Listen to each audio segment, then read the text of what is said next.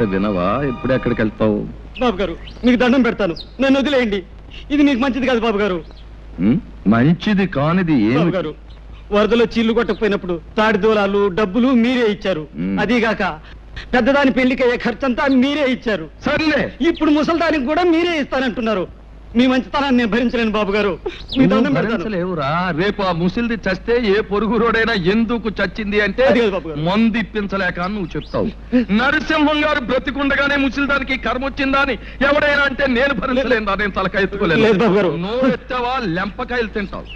ఇదిగో ఇంటికి నాడు 300 ఇస్తాను, ముసిల్దానికి వైద్యం చేయించు. పాలు నేనే తీయాలి, కాఫీ నేనే పెట్టాలి, పేడ నేనే పిసకాలి, పిడకలు నేనే వేయాలి. ఈ పనులన్నీ నేనే. నువ్వు మాత్రం కొందరు బొమ్మలా కూర్చొని పుస్తకాలు చదువుకుంటున్నావు. వింటున్నావా? నిన్నే. ఏమిటైనా సార్, ఇంతకీ నన్నేం చేయమంటావు? ఆ పుస్తకం పక్కన పారేసి నూతులోంచి నీళ్లు తోడు. ఆ పని చేయడానికి అమ్ముంది. పోనీ పేడ పిసికి పిడకలే. చిచి, పేడ వెధ వాసన వస్తుంది, నా వల్ల కాదు. ఆహా, పేడ వాసన రాకపోతే మరే వాసన వస్తుందట? రేపటి నుంచి ఆవులకి గేదెలకి కుర్తులకు ఆ సెంటు కలిపి పెడతాను, అప్పుడు చేద్దు గాని సెంటు పిడకలు. మొహం ఎలా ఉందో చూడు, అరటి డొప్పలాగా. నోరుముయి, నీ మొహమే ఉంది కొండ ముచ్చులాగా. నీ మొహమే ఉంది పెంట కుప్పలాగా. కోతి, నోరు మూస్తావా? నువ్వు నోరు మూసుకో. ఏయ్, నువ్వు నోరుమోయి ముందు. నువ్వు నీ నోరు మూసుకో ముందు. అబ్బా, తెల్లారిందో లేదో మొదలు. ఏమొచ్చిందే మీకు?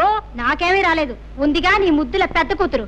ఈవిడ గారేమో మహారాణిలా కూర్చుంటుందట, పనులన్నీ నేను చేయాలట.